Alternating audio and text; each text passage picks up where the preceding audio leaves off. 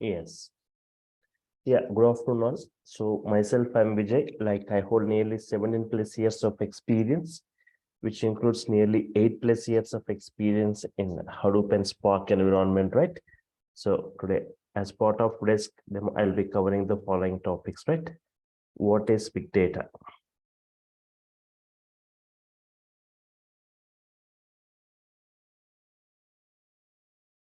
What is big data? Why Hadoop?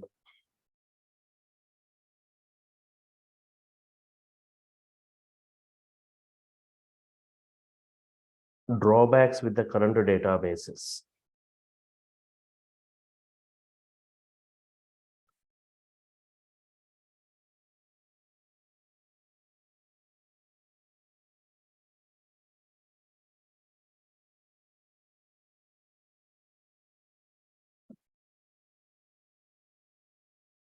Hadoop and Spark advantages.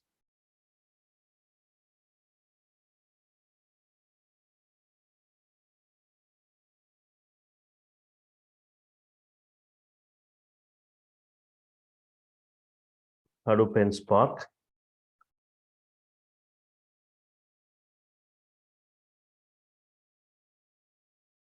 Hadoop and PySpark advantages. Hadoop and PySpark job market.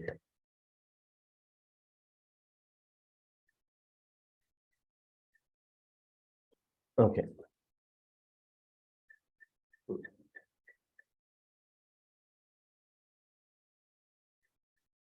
Yes.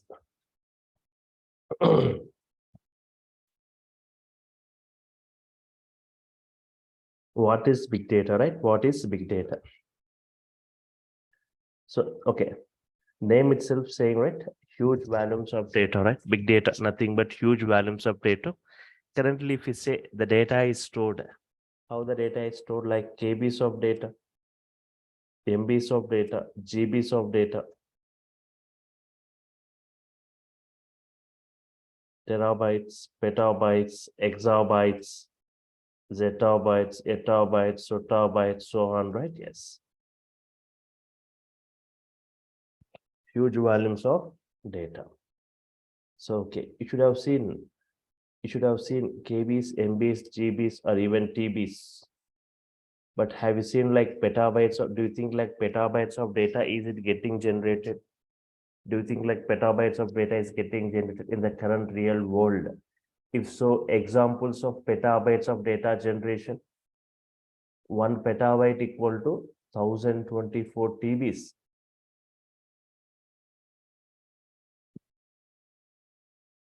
Observe, right? 1 petabyte equal to 1024 TBs. Already 1 TB is a large storage unit. Right? 1024 TB makes 1 petabyte. Already 1 TB is a large storage unit.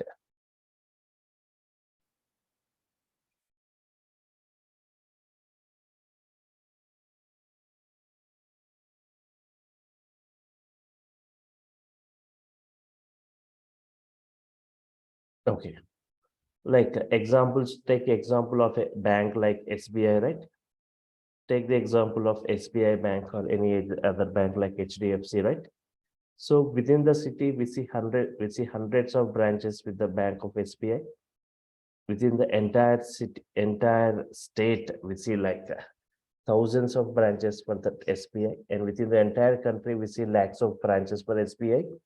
So within each branch, again, we see millions of customers, each customer making multiple transactions per hour, per day, per week, per month, and for a year, right? Total entire transactions, entire has to be stored. So huge data is getting generated, right? Yes.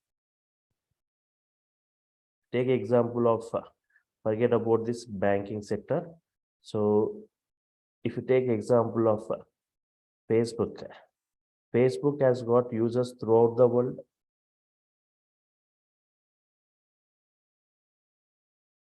It's not only within the country, it has got users throughout the world. Millions and trillions of users, right? for Facebook in a minute, how many posts and videos are getting circulated? And what is the data generated by Facebook in a minute? What should be the storage capacity to store all these posts and videos, right? Huge data is getting generated for not only this Facebook, right? Today, if we talk about different applications generating data, if I take just 1 minute transaction, if I just take 1 minute transaction in a minute, how many Facebook posts?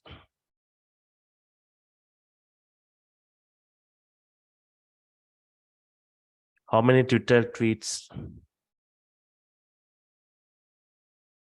Twitter tweets, right? Yes.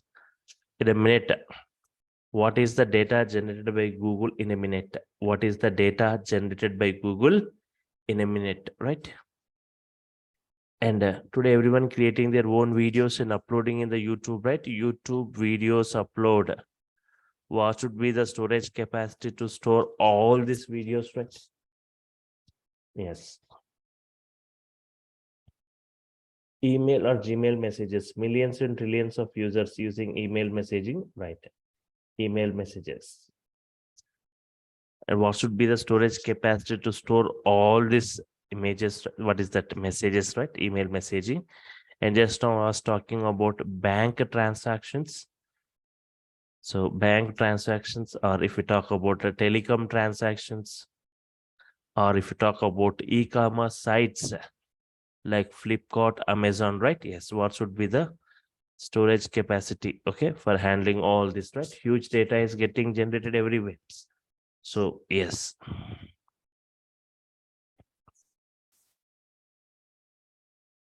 Yes, currently we have got a databases, right? Databases, currently we have got databases like Oracle, MySQL, SQL Server, right? DB2.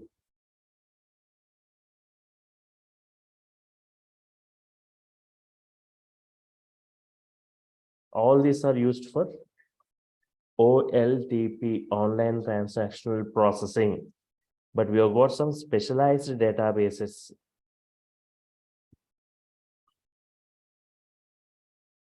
Specialized databases which are used for data warehouse purpose, right? Like Teradata, Vertica,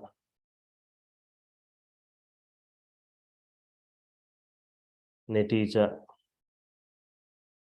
These databases, they're used for data warehouse purposes, DWH, for huge data and for OLAP, analytical processing, right? But these databases are specialized databases, they can handle data up to some extent.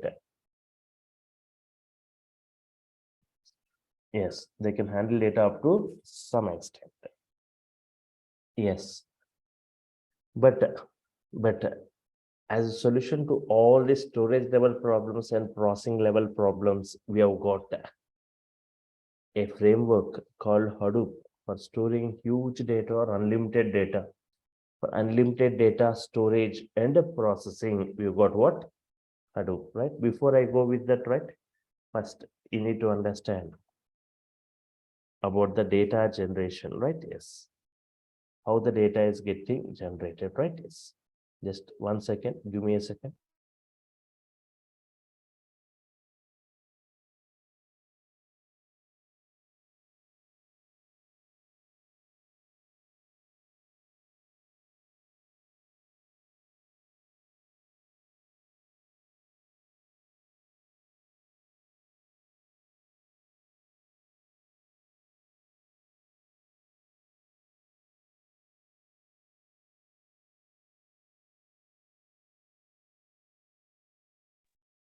See how the data is generated, right? So if we take, this is the data which is available. This is what the data in the current real world. This is the data in the current real world, right? Which got generated from the last 50 years, from 1973 to 2023, right? Yes.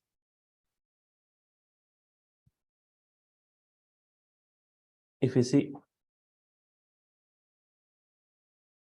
1973 to like 2013, see, observe this last 10 years with the previous 40 years. Previous 40 years, only like 20% of the data what we see has got generated, but especially from the last 10 years, you see 80% of the data what we see has been generated from the last 10 years, right? Last 10 to 15 years, the 80% of the data which we see today, right? Right. All right. Why huge data generation, especially from the last 10 years? Reasons for this huge data generation from the last 10 years, 10 to 15 years means, yes, because of usage of technology, because of usage of smartphones, because of usage of internet. So today everyone has got internet, right? They are carrying internet along with them because usage of the smartphones, usage of this technology, huge data is getting generated, right? And what are the main sources? What are the main sources from where this data is getting generated? Three sources of data, right? Three sources of data from where we are generating this.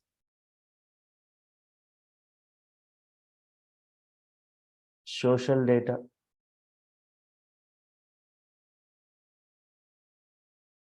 machine data, and transactional data. We got three types, right? Social data, machine data, and transactional data. Data which got generated from the social websites like WhatsApp, Facebook, all this, right? Such kind of data we call it like social data. Machine data, data which got generated by reading or scanning the barcodes, RFID chips, right? Such kind of data we call like machine data. Means, for example, if you go to a shopping mall, for the items you purchase, a huge bill is generated, right? So such kind of data we call it like machine data. Transactional data means day-to-day operations, data which got generated from day-to-day operations like bank transactions, telecom transactions, right? Fine.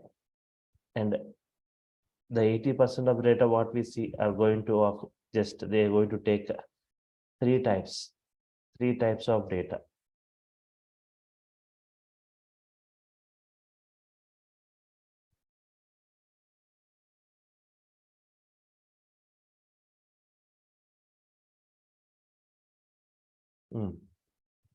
Three types of data. What is the three types? Structured data, right? Structured data,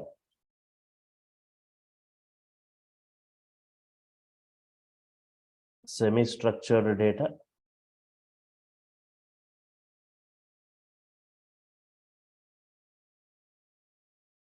unstructured data, right? Structured, unstructured, and semi-structured. Structured data means data which is organized in the form of rows and columns. Data which is organized in the form of rows and columns in a structured format.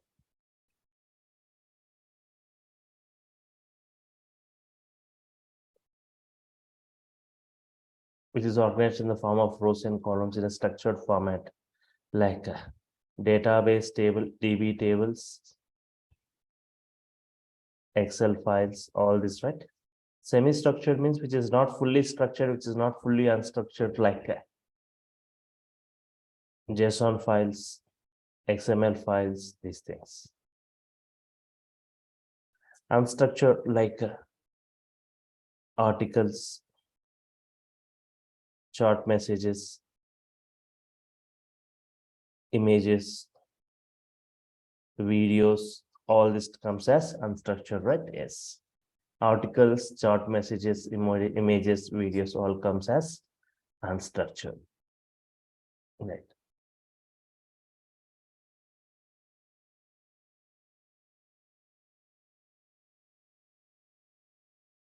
Fine. Okay.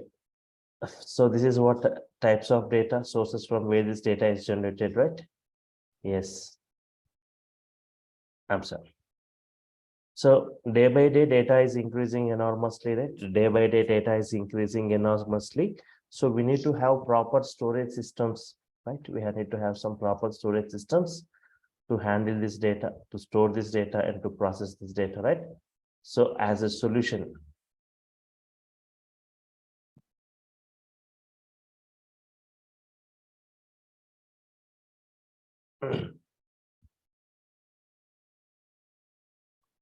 okay.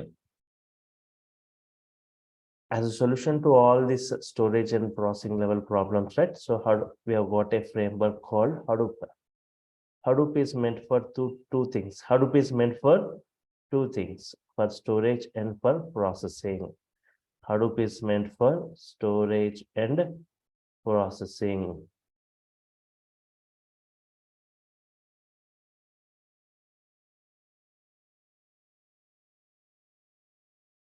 For storage, we are using a, okay. Hadoop is meant for both storage and processing.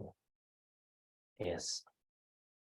So when Hadoop is able to perform both storage and see, if you talk about any technology, if you talk about any technology is meant for either storage or processing.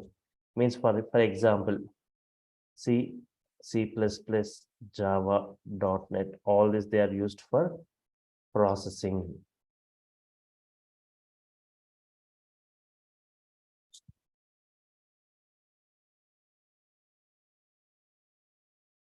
They are meant for processing.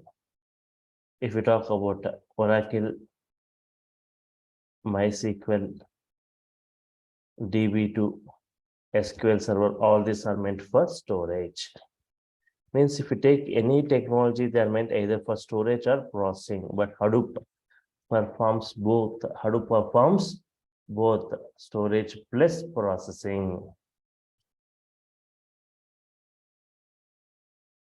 Hadoop performs both storage and processing. Okay. You may ask one more query. When Hadoop is going to perform both storage and processing, that too huge data storage and huge data processing, then what is the use of the current processing technologies and storage technologies? When Hadoop in the market, do you think these things will be away from the market? The storage and processing? No, you need to understand clearly. You need to clearly understand, right? Yes. What Hadoop is meant for? Hadoop is for batch processing. Hadoop is not for OLTP, online transactional processing. For a single record, 2 records, 3 records, we don't go for Hadoop, right? For batch applications or for batch processing, for millions and trillions of records, we go for Hadoop, right? Yes. Yeah. For storage, see, for storage, we go for, so Hadoop to store the data, does it use any database for storing its data? Means no, it goes with a special kind of file system called as Hadoop distributed file system. It goes with a special kind of file system called as Hadoop distributed file system.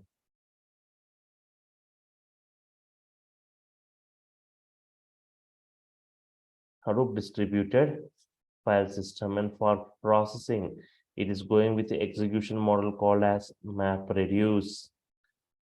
Now currently we are going with Spark.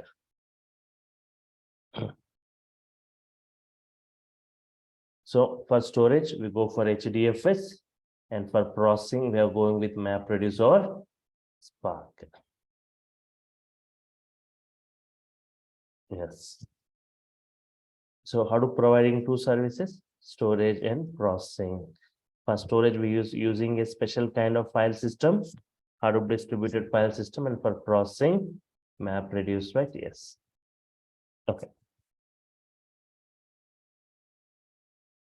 Now, why databases like Oracle are not used for storing Hadoop's data? So what are the drawbacks with the current databases? Drawbacks with the current databases, right? Yes.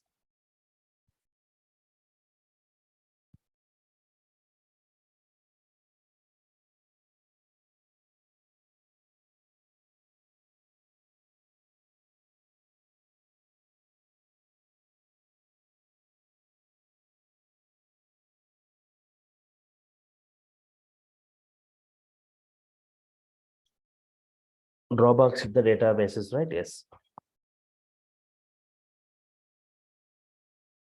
First thing, a limited storage. They've got limited storage, right? Databases has got limited storage like that in GBs or in TBs.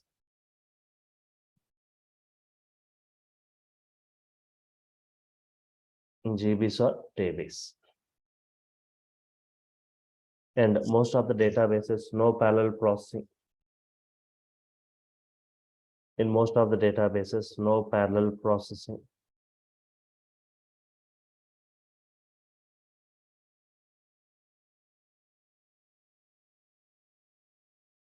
And if volume increases, if volume increases, right, speed decreases. If volume increases, speed decreases. So for example, I'll take some SQL queries, right? Select sum of amount, to select sum of amount from sales one, right? Right, select sum of amount from sales two.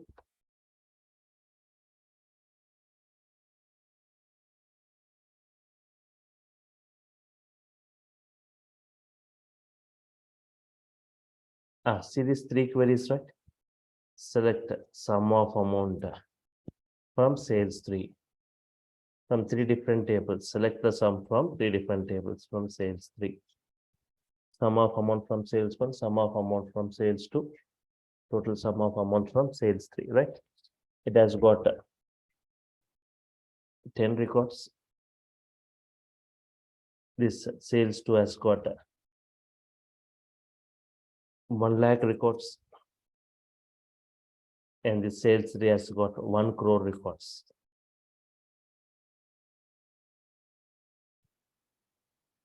Now try to say which query is going to execute faster among these three. Total amount from sales one, total amount from sales two, total amount from sales three. Yes.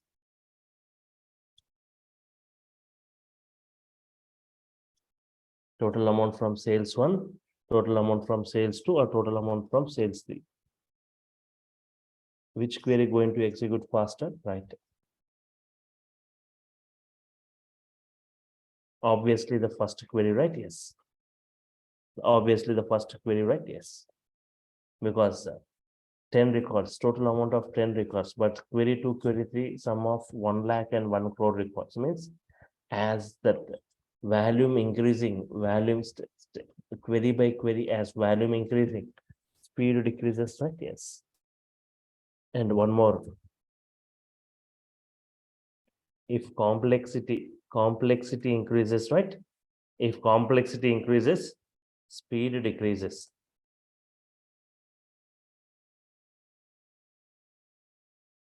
If complexity increases, speed decreases, right? Yes.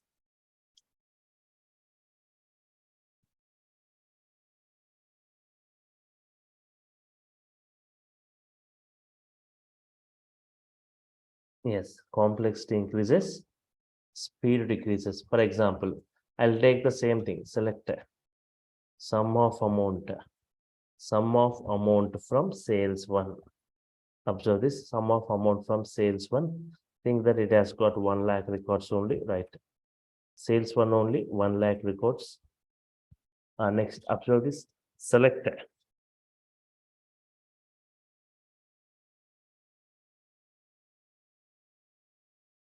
average amount. Select average amount.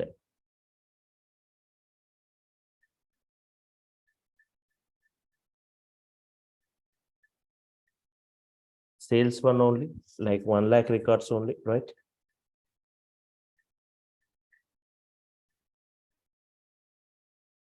Select sum of amount, average amount, and standard deviation of amount, right? Standard deviation of amount from sales one. Same 1 lakh records.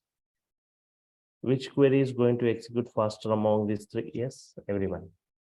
Total amount from sales one or average amount from sales one, or standard deviation of amount from sales fund.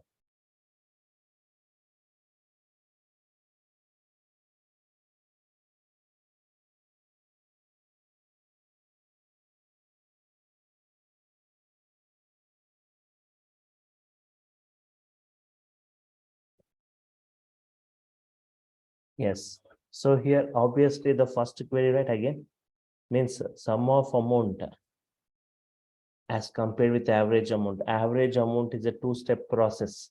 First sum has to be calculated, next average has to be computed, right? So it takes a two-step process, takes more time than the first query, right? And this last query, standard deviation, lot of internal processing required, right? Lot of internal processing is required. So as compared to the first queries, first and second queries, last query takes more time. So query to query, as complexity increases, speed decreasing, right? Yes. And one more major drawback of databases, right? Databases can handle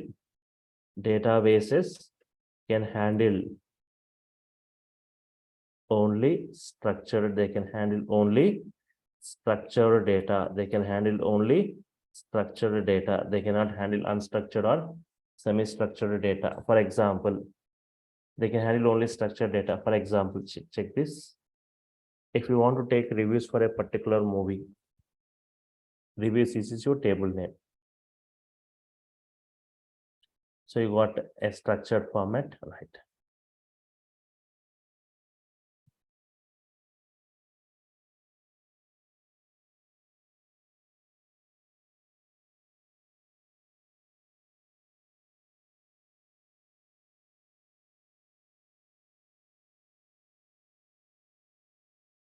Users and that review. Users and their review, right? Yes. Yes. User 1, user 2, user 3, user 4. In this way, 100 users have given that reviews. User 1 saying that, user 1, right? Saying that the movie is good by saying 1. User 2 saying the movie is bad. User 3 saying that movie is good, right? User 4 saying that movie is good. So they're giving the feedback in the form of zeros and ones and zeros, right? Can you write an SQL query to count the number of ones and number of zeros, count aggregation, right?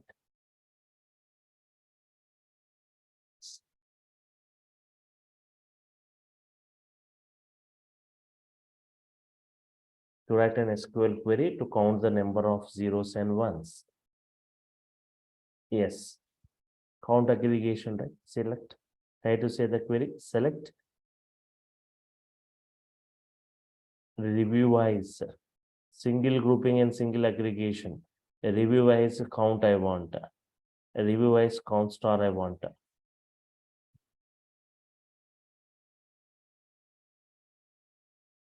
From reviews.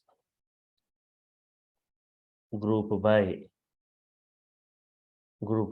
review, right? Yes. Select review wise count I want from reviews table, group by review. Yes. Output review, right? Zeros and ones. That nearly review 1 and 0, right? Count nearly 90 people saying that movie is good. 90 people saying the movie is good. And 10 people saying the movie is bad.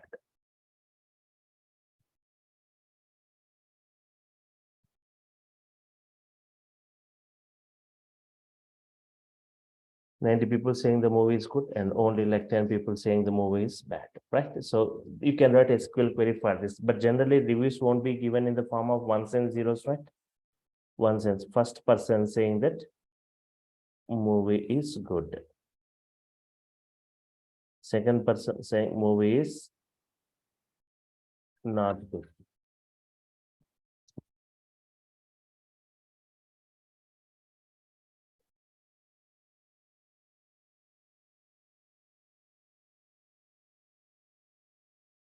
First person saying movie is good, second person saying movie is not good, third person saying like movie is good. So in this way, they are giving in their own, right? Movie is good, movie is not good, movie is good, right? In this way, they are giving.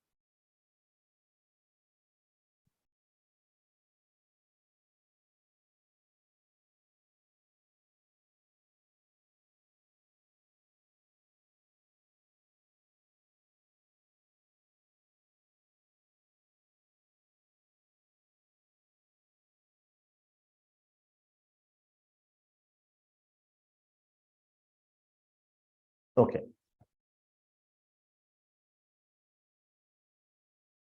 Can you write an SQL query for this now?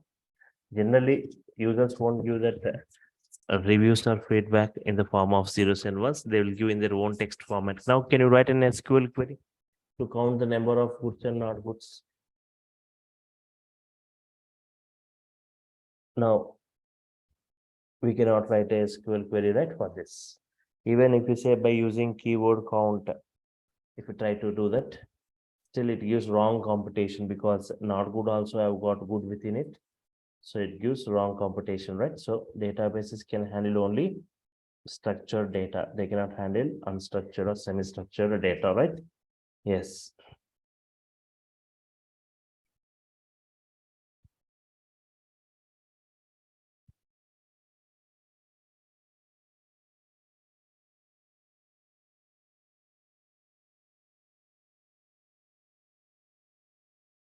Okay. Next, observe this. Hadoop advantages. Hadoop advantages, right? Yes. First thing is unlimited data storage. Unlimited data storage, right?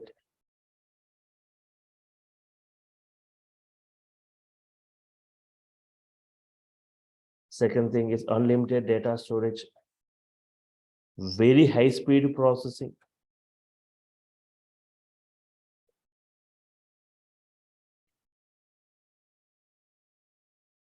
Unlimited data storage. Very high speed processing.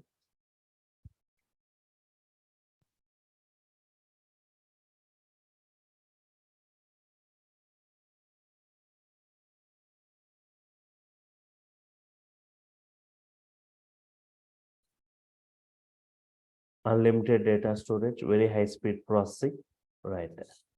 Can handle all varieties of data.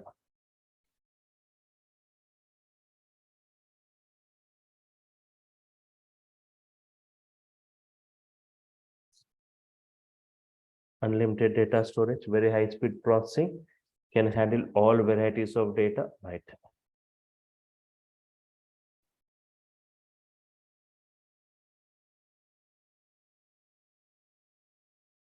Open source, no licensing required.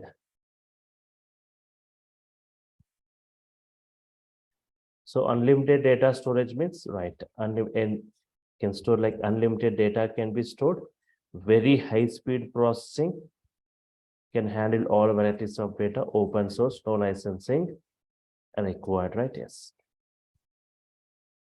For example, you can check this, right? The speed of Hadoop as compared with other databases, right? Yahoo has conducted a test. Yahoo conducted a test, right?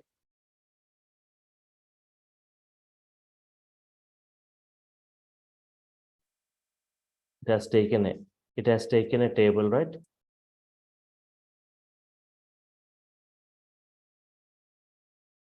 It has taken a table of 1 TB, right? Yes. Consisting of 1024 columns. Right? Yes. The task is sorting based on 16 columns. Sorting based on 16 columns, right? So it has taken a table of 1 TB consisting of 1024 columns.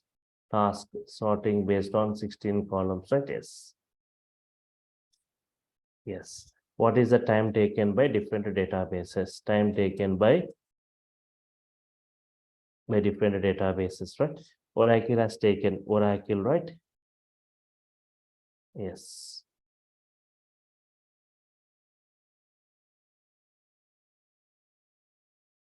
Nearly 3.5 days to process, right?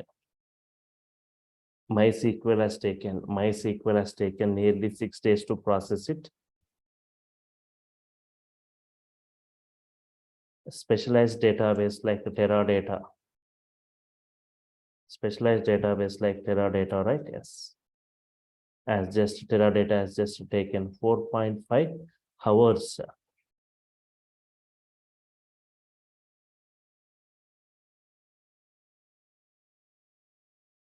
Yes. Another specialized databases like Netija, right? That's just taken 3 hours, right? Yes. 3 hours. Finally, Hadoop, right?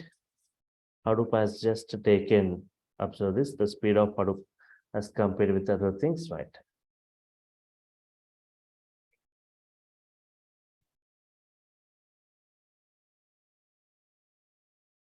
.4 minutes.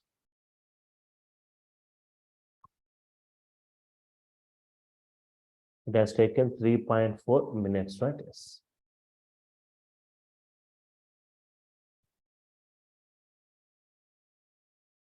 Latest version of Hadoop has taken 1.2 minutes, right? Yes. Yes.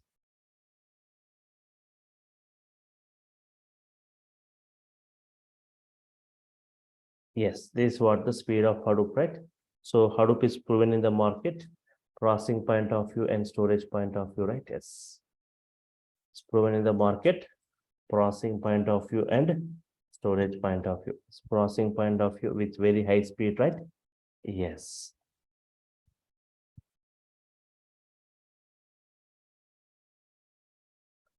So very unlimited data storage, and very high speed processing.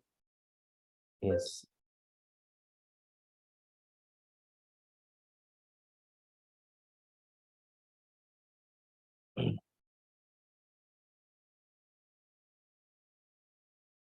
Okay.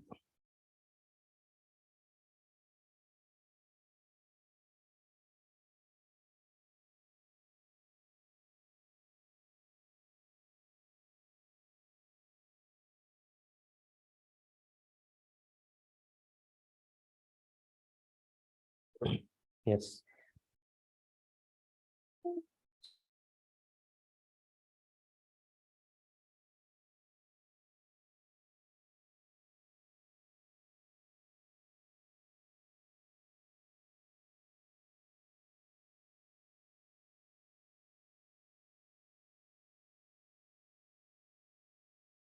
So as part of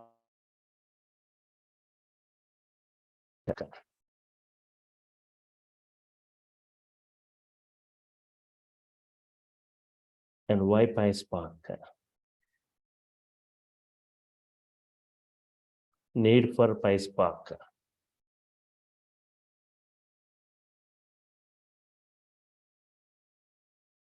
Yes. PySpark features.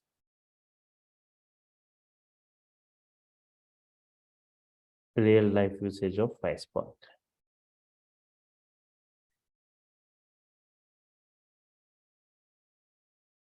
Real life usage of PySpark. Right? Apache Spark. What is Apache Spark means? It is a open source distributed cluster. It's a distributed cluster framework introduced by Apache Software Foundation. It's a general engine for big data analysis, processing, and computation, right? Yes.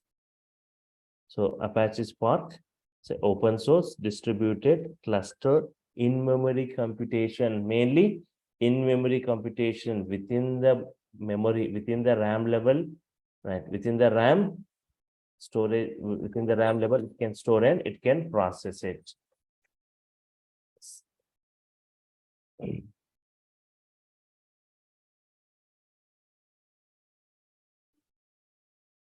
Within the RAM level, it can store and it can process, right? And why PySpark means it's a Python API. What is PySpark? It's a Python API to use Spark. So here I can say PySpark is an open source cluster computing used for big data solution. So PySpark, I can say it's a lightning fast technology, right? It's the lightning fast technology that is designed for fast computation.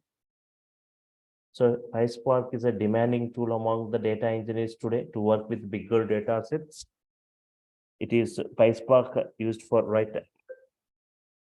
I can say like PySpark.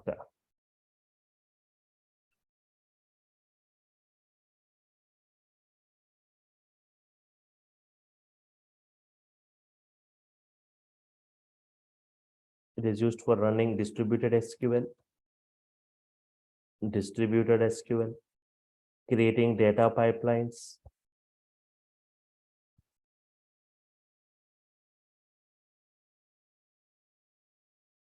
So it's a, yes, it's a data flow language, right? Okay, yes, Venkat, you can ask it. Sir, you said Apache Spark is for in-memory process, right? Yes. In that case, for example, I have a 1 GB of memory, but you are pulling the data of 1 terabyte. How it is possible?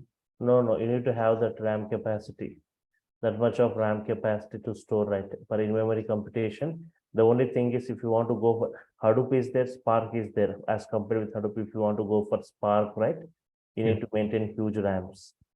Okay. If you want to achieve, right, you want to high speed as compared with, right? Yes. Okay. So you can see the Hadoop speed, right? If we can see the Hadoop speed is what? As compared with other databases. Other databases, you see the Hadoop speed, 1.2 minutes, right? But what I'm saying, Spark is 100 times faster than Hadoop. Then see the speed of Spark. Spark is 100 times faster than Hadoop, I'm saying, right? Because it's in-memory computation. Within the memory itself, we store and process, right? Right. So we'll have more discussion on this, right? Lot of discussion on this in-memory computation. And So in this, yes. this Spark is like any library framework or it's a database software It's like not a, Oracle? it's not a database, it's a framework. Okay. Ingesting data into a database. Okay. So running distributed SQL, creating data pipelines. So a lot of things we need to understand this Spark architecture. Right. Spark can be implemented by using languages like Scala, languages like Python, languages like Java, and or language, right? So multi-language support Spark has got, but mostly used ones are using Python and using Scala, right? Yes.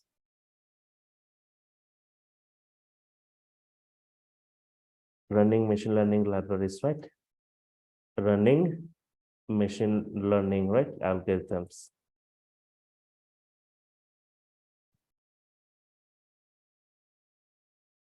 Working with graphs and data streams. Working with graphs and data streams.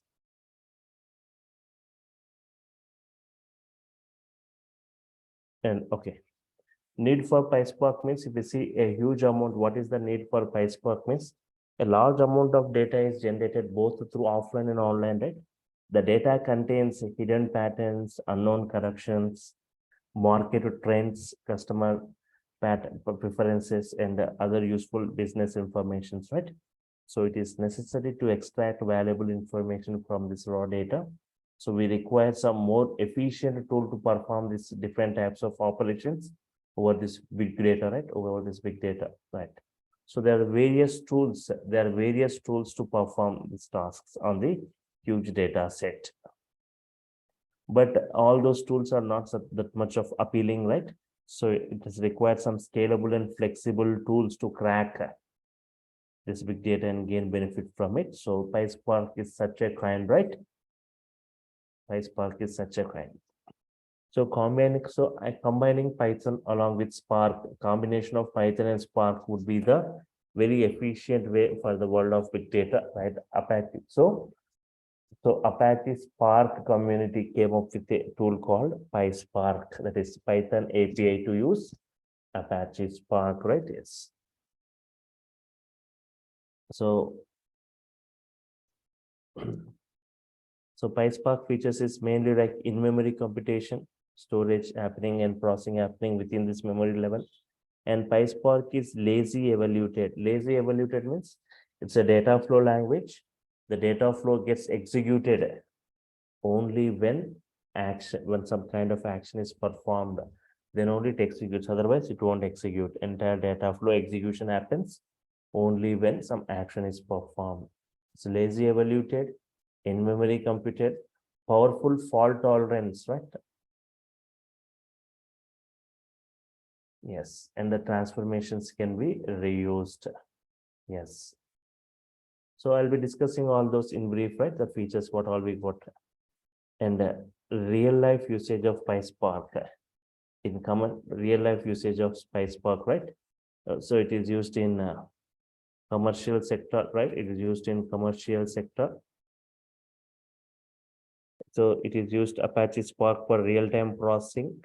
Banks and other financial fields are using Spark to retrieve customers' social media profile and analyze to gain useful insights, which can for taking the right decisions, right? Yes. So in credit risk assessments, so Spark plays an important role in even in fraud detections, right? Yes. And also it's a real-time use case, like even it is used in the healthcare, mostly used within this healthcare, right? Yes.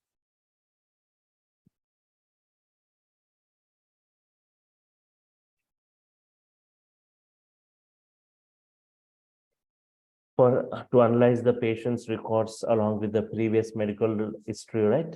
To identify which patient is mostly going to face this health issue, even after being discharged from the clinic, right? Yes.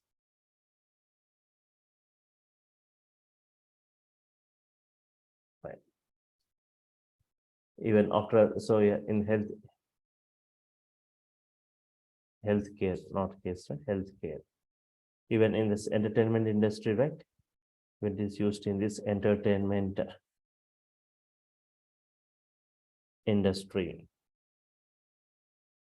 So it is entertainment industry is one of the largest sector where it is growing towards online streaming, right? The popular online streaming platform, Netflix. So Netflix uses Apache Spark for real-time processing for personalized online movies, web series to the customers, right? So it is going to process nearly 450 billion events per day, right?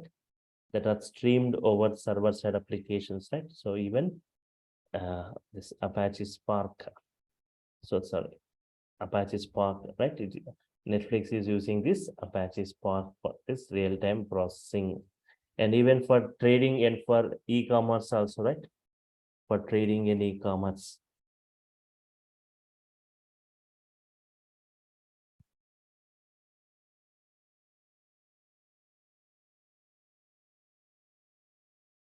Trading in e-commerce.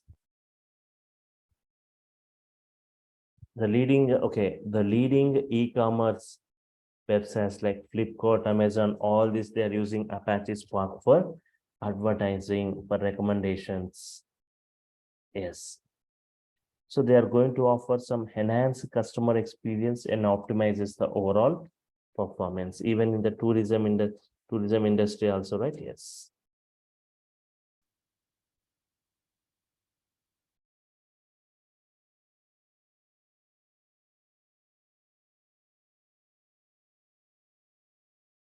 Tourism industry.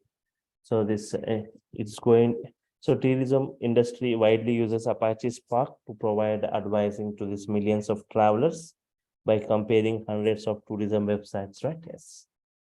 So this is what here we have got Spark by Spark SQL, right? It's a model of Spark which integrates relational processing with Spark's functional programming, right? Spark programming with the relational processing, right? With the programming API. So we can extract data by using the SQL query language, that using Spark SQL. So we can use the queries same as SQL language, similar to SQL language, right? Yes. So even PySpark is PySpark has got huge demand. So my total most discussion will be on PySpark, right? So yes. So what I'll be covering as part of this course, right? Yes. Yes, PySpark is implemented using Python. Total implementation goes in Python for PySpark, right? So just before I start with the practical part, I'll just give you the syntaxes of the Python fundamentals, right? Python things. Yes. Yes, just observe this, right? The course content.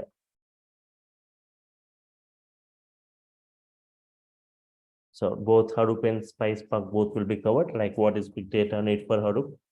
So Advenced Hadoop ecosystem, HDFS, Hadoop distributed file system. It does Hadoop doesn't use any database for storing data. It uses Hadoop distributed file system.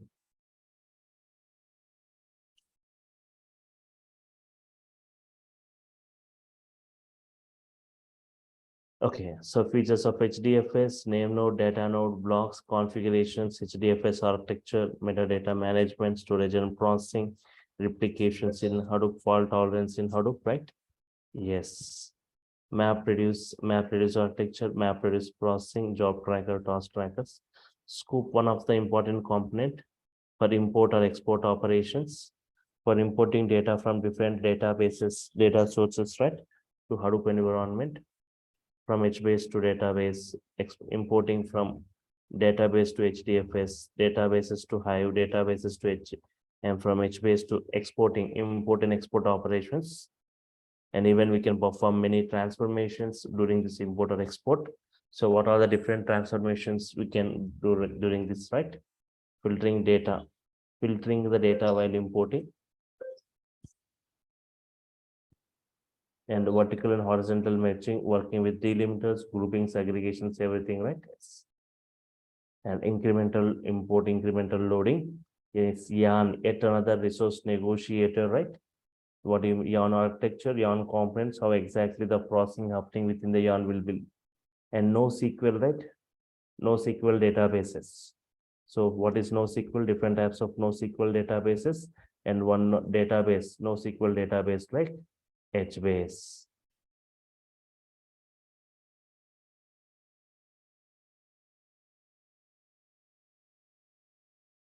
NoSQL database like HBase architecture, HBase like the CRUD operations, everything I'll be discussing here, right? Yes.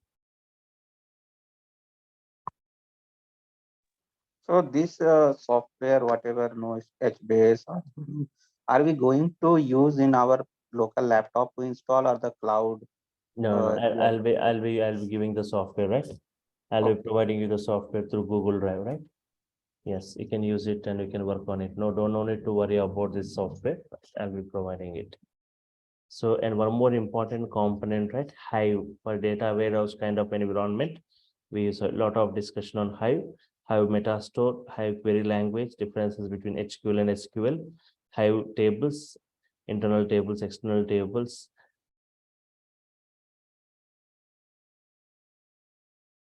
Yes. Yes, big data by Spark, right? Yes. I'm sorry. Yes. Hive working with unstructured data, Hive working with XML data, Hive working with JSON data, Hive working with URL web block data, right? Inserting into like indexing, different like partitioning, static partitioning, dynamic partitioning, multi-column partitioning, and going for bucketing in Hive, right? So these things. So as part of this course, all these topics is the theoretical, or you will run and show everything as a Only this first like 2 or 3 sessions, right, will be theoretical. Everything will be practical. There won't be any theory at all. I'll be showing you, right? okay. Practically, right? How we to deal with this.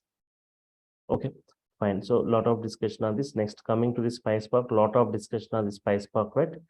PySpark features, PySpark need for PySpark, PySpark Spark sessions, Spark context, parallelizing, repartitioning, PySpark broadcast variables, accumulators, PySpark RTD computations, RTD steps in RTD computations, resilient distributed data sets. RTD means persistence options in memory, memory under serialized, disk only, disk underscore serialized, memory and disk, PySpark core computations, groupings and aggregations, right? Yes, PySpark groupings and aggregations. So multi-grouping, single grouping, multi-groupings, multiple aggregation, single aggregations, right? Process of group by, reduce by key, various actions and transformations, inbuilt actions and transformations, like count by key, count by value, sort by key, union, distinct, right? Like on PySpark SQL data frame. PySpark SQL, right? Ways to extract case classes, and PySpark creating a data frame, creating RTD to data frame to pandas. So struct type, struct field, row, column class, select column with column rename, right? Yes, where, filter, drop and drop duplicates, order by and sort, group by, join, union all, UDF, map, flat map, for each, fill nulls, pivot, partition by, all this, right? Apart from this, we have got separate PySpark SQL functions like aggregated functions, window functions, date timestamp functions, JSON functions, and PySpark reading and writing, right? And various PySpark built-in functions. When expr, lit, split, concat, substring, translate, overlay, to timestamp, date, explode, array, collect list, create map, map keys, map values, count, distinct, right? These things. Row number, rank, dense rank, type, from, to, and all this we have got built in. No need to write huge codings, anything. We have got inbuilt functions, APIs available, right? Spark RTD APIs, SQL APIs, data frame APIs, and also you can take help of Pandas API. And Spark and Hive integration, Spark and MySQL integration, working with CSV, JSON, transformations and actions, narrow and wide transformations, adding new columns, dropping columns, renaming columns, new rows, handling with nulls, window function, writing, yes, deployment modes, local mode, cluster mode, PySpark stages and tasks, PySpark driver and executor, building Spark applications, pipelines, deploying Spark applications to cluster and tuning, performance tuning mechanism, PySpark streaming concepts, integration with Kafka, and PySpark machine learning library. This all will be discussed, right? So that's why it is 12 weekends batch, right? Sir, where are we covering real-time data streaming with the help of this Spark? Yes, data streams, right? Like here, what we say, using Kafka integration, I'll be showing you. Otherwise, even like, so here, DS streams of RTDs. So micro batching, we say like micro batching, right? For every 5 seconds, you want updates, right? We say like micro batching in this data streams, right? I'll be discussing some examples of it. Okay, so this is what Real time, okay. yes, so that is what means how streaming happens within the Spark. Yeah, real time processing. Real life, yes, these things, right? We say like DS streams, data streams, right? That is for micro batching. In Spark streaming we can like micro batching, we say, right? Means for every 5 seconds or every 10 seconds, if you want some updates, right? Yeah. So there we will stream it, right? This kind of thing, like we call this as Spark is used for micro batching. Fine. So this is what I'll be discussing, right? It's total PySpark and Hadoop combinedly, right? Yes. Yeah, study. So you'll be getting the recorded video of the session every day. Every day you'll be getting that. Every session recorded video you'll be getting. All right. And, Any notes and scripts, sir? Any notes and scripts? yeah, notes will be provided, right? Clear notes will be provided for this. No, I will notes for this. Yes, and softwares will be provided, notes and videos, everything you'll be getting, right? Yes. Notes, step-by-step notes, right? For all this, whatever we discuss, everything notes will be provided to you. Fine. Every day, how many 1 hour session or more than? No, Saturday 2 hours, Sunday 2 hours, right? It's a weekend batch. Correct, right. So today and tomorrow also you can attend the session, right? Today is just today and introductory session. Tomorrow also you can attend to see more on this, right? tomorrow Yes. at 3 o'clock, same time, using the same link. You can check it, right? You can join the session, more discussion on this, how exactly data storage and processing will be happening within this Hadoop, right? Then any other queries, right? Yes. So, okay, if I'm done with your queries, we'll continue tomorrow. I'll be signing off for now. Meet you tomorrow, same time, using the same link, right? Thank you all for your time. Yes. Thank you, sir. Thank you. Thank you so much.